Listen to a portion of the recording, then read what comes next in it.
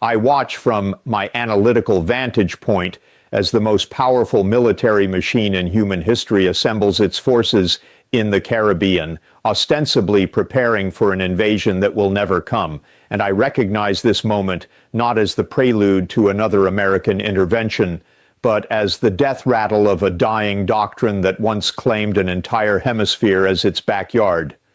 The spectacle unfolding around Venezuela represents something far more profound than a regional crisis over narcotics or democracy. It is the crystallization of imperial overstretch meeting immovable geopolitical reality, where the gap between American ambition and American capability has finally become too wide to bridge through military force alone. What I observe in the positioning of carrier strike groups, the deployment of F-35 squadrons, and the calculated rhetoric emerging from Washington is not preparation for victory, but the elaborate theater of a superpower discovering the boundaries of its own reach.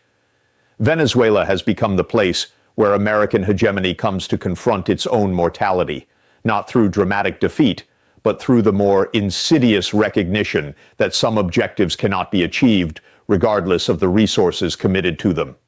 The United States will never invade Venezuela because Venezuela represents the perfect synthesis of every factor that makes modern imperial intervention impossible.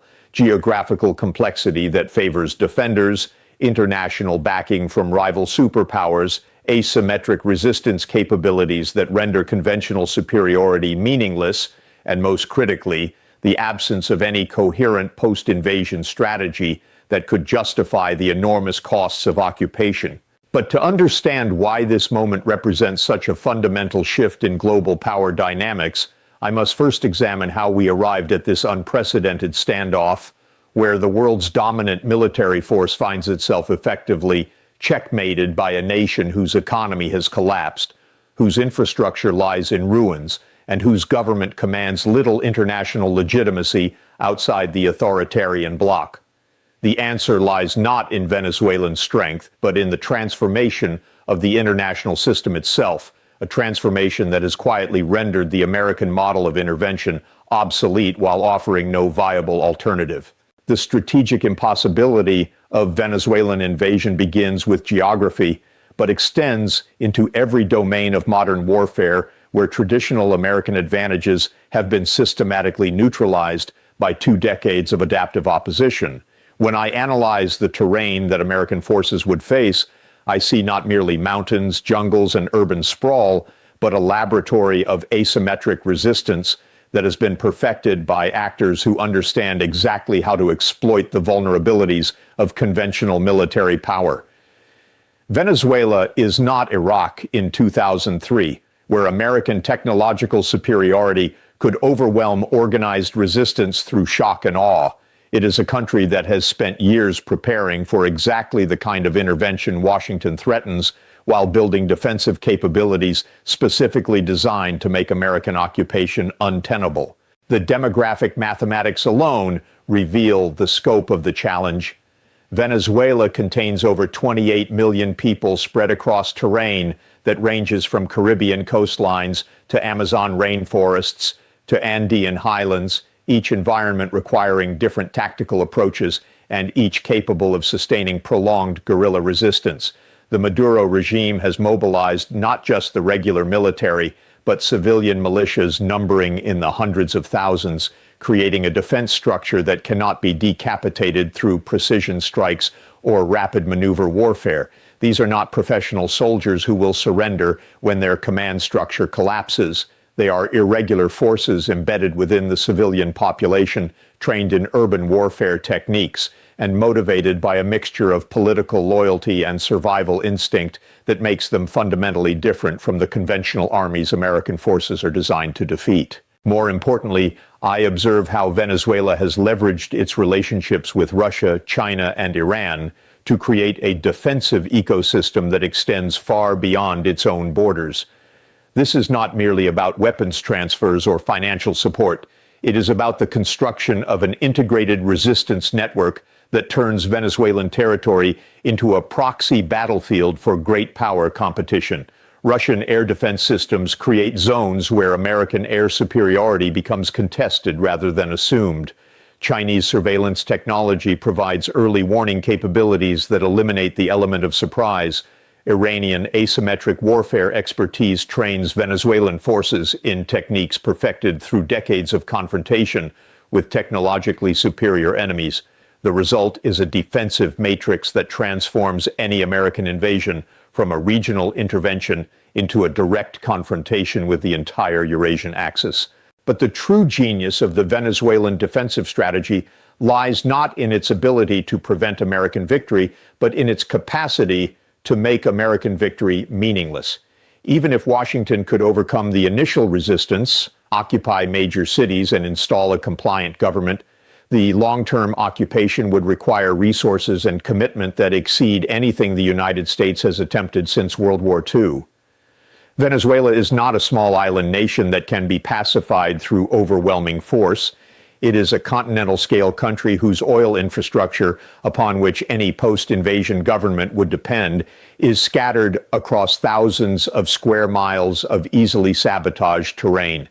The economic prize that theoretically justifies invasion would be destroyed in the process of achieving it, leaving American forces responsible for rebuilding and defending infrastructure in an environment where every pipeline, refinery, and transportation hub becomes a target for insurgent attack. What makes this dynamic particularly devastating for American strategic planning is the absence of any plausible exit strategy that does not result in either permanent occupation or inevitable defeat. Unlike previous interventions where Washington could install friendly governments and gradually withdraw while maintaining influence through economic and diplomatic means, Venezuela presents no viable proxy force capable of governing effectively in the post-Maduro environment. The opposition movements that Washington has supported lack both popular legitimacy and administrative capacity. The military and security apparatus that would need to maintain order has been thoroughly purged of pro-American elements. The economic elite that might normally provide a foundation for stable governance has either fled the country or accommodated itself to the current system. Any post-invasion Venezuelan government would be entirely dependent on American military protection indefinitely, creating exactly the kind of open-ended commitment that American domestic politics cannot sustain. This brings me to the second layer of impossibility that I observe in the Venezuelan equation: the transformation of global opinion and international law in ways that make unilateral American intervention exponentially more costly than it was during the era of unchallenged hegemony. The Iraq invasion marked the beginning of a systematic erosion of American soft power that has accelerated dramatically in the years since, creating an international environment where even allies refuse to provide the diplomatic cover and logistical support that previous interventions required. European nations that once reliably endorsed American military action now explicitly oppose regime change operations. Latin American countries that were once compliant with Washington's regional agenda now actively resist American interference in their hemisphere. Even traditional partners in the Middle East and Asia have demonstrated their unwillingness to sacrifice their own relationships with China and Russia to support American adventures in South America. More fundamentally, I witness how the emergence of credible alternatives to American-dominated institutions has created space for sustained international resistance to Washington's unilateral actions. When the United States invaded Iraq, there was no meaningful alternative to the American-led financial system, no viable substitute for American security guarantees, and no coordinated opposition capable of imposing real costs on American hegemony. Today, Venezuela enjoys backing from an axis of powers that collectively control enough economic and military resources to make sustained resistance feasible. Chinese investment provides alternative financing that immunizes Venezuelan decision-making from American economic pressure. Russian military technology creates defensive capabilities that impose genuine costs on American aggression. Iranian asymmetric warfare expertise offers templates for prolonged resistance that have proven effective against technologically superior enemies across multiple theaters. The result is a fundamentally altered strategic environment where American intervention triggers not isolation and collapse of the target regime, but international mobilization against American dominance itself. Any invasion of Venezuela would immediately become a test case for whether the United States retains the capability to impose its will unilaterally, or whether the international system has evolved to the point where even overwhelming military superiority cannot overcome coordinated resistance from rival powers. This transforms what might appear to be a regional conflict into a civilizational struggle between competing models of global order, raising the stakes far beyond what any rational calculation of Venezuelan strategic value could justify. But perhaps the most revealing aspect of the Venezuelan standoff, from my analytical perspective, is how it exposes the deeper contradictions in American imperial logic that have been building for decades, but only now become impossible to ignore. The United States finds itself in the paradoxical position of maintaining global military dominance while losing the capacity to translate that dominance into political outcomes that serve its strategic interests. Washington can destroy any country on earth, but it cannot rebuild them in ways that create stable, pro-American governments. It can topple regimes, but it cannot construct the social and economic foundations necessary for sustainable alternatives. It can win wars, but it cannot achieve the peace that makes war worthwhile. Venezuela represents the perfect crystallization of this paradox because it presents exactly the kind of challenge that American military power should theoretically be able to resolve: a failing state with an illegitimate government, vast natural resources that could fund reconstruction, and a population that has suffered under authoritarian rule for decades. The fact that Washington cannot act despite possessing overwhelming military superiority reveals something profound about the evolution of international politics in the 21st century. Raw power is no longer sufficient to achieve political transformation when the target society possesses the backing of rival superpowers, the knowledge base to conduct effective resistance, and the international support structure necessary to sustain prolonged confrontation. This realization forces me to consider what the Venezuelan crisis represents for the broader trajectory of global order. We are witnessing not merely the failure of a particular American policy, but the emergence of a new international system where hegemonic powers cannot impose their will unilaterally, regardless of their military capabilities. The bipolar stability of the Cold War has given way to a multipolar complexity where regional powers can leverage great power competition to maintain their autonomy even when confronting supposedly overwhelming force. Venezuela's survival is not a testament to Venezuelan strength, but to the effectiveness of this new geopolitical architecture in constraining the actions of dominant powers. What emerges from this analysis is a disturbing conclusion about the future of international stability.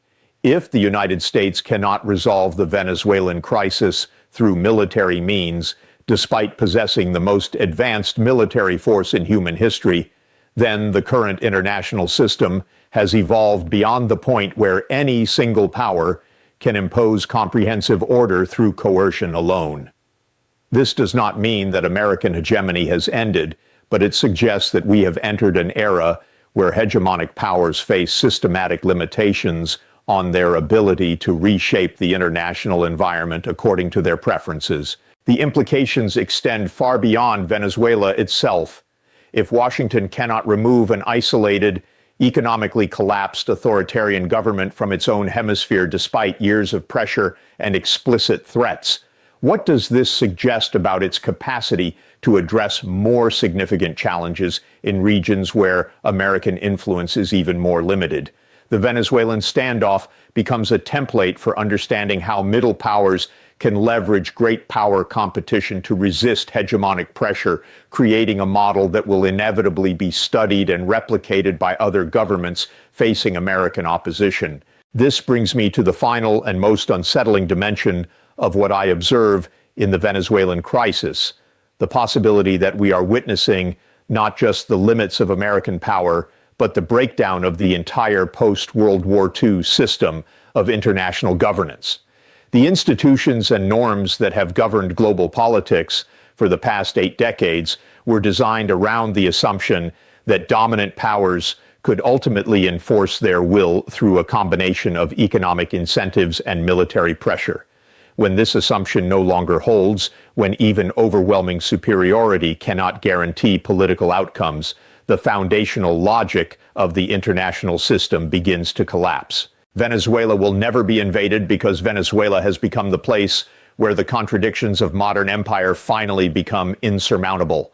The United States possesses the military capacity to destroy Venezuelan society, but lacks the political capability to rebuild it according to American preferences. It commands global financial networks, but cannot prevent alternative systems from providing sustenance to its enemies. It dominates international institutions, but cannot compel international cooperation in the face of coordinated resistance from rival powers. What I witness in the Caribbean today is not the preparation for invasion, but the elaborate ritual performance of a superpower learning to accept the boundaries of its own reach. The ships, planes, and soldiers assembled around Venezuela serve not as instruments of conquest, but as symbols of a strategic doctrine that has outlived its usefulness, gathering force for a mission that cannot be completed regardless of the resources committed to it. The greatest empire in human history stands checkmated by a failing petrostate, not because Venezuela is strong, but because the international system itself has evolved beyond the point where imperial solutions can resolve imperial problems. This is the new reality that American strategists must confront as they contemplate the Venezuelan equation.